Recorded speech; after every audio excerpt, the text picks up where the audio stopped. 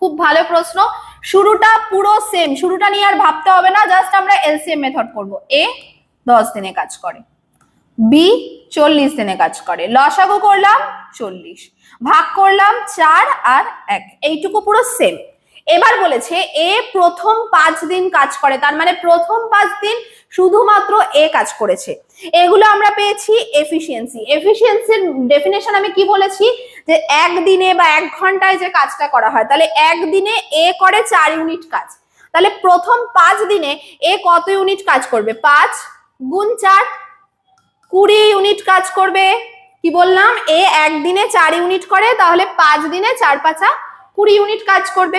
বাকি তাহলে কাজ কত? টোটাল কাজ ছিল 40, তার থেকে 20 কাজ এ করে দিয়েছে, তাহলে বাকি আছে আর 20 ইউনিট কাজ।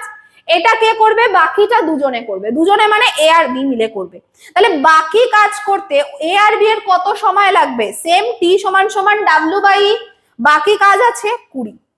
এফিসিয়েন্সি কি এখন দুজনের যোগফল 4 আর 1 5, ভাগ করলে 4, তাহলে মোট কতদিন সময় লাগবে? দেখো বাকি কাজ করতে 4 দিন লাগলো, আর প্রথমে এ করেছে 5 দিন, তাহলে টোটাল 5 যোগ 4 9 দিন সময় লাগবে। উত্তর হয়ে যাবে অপশন নাম্বার সি,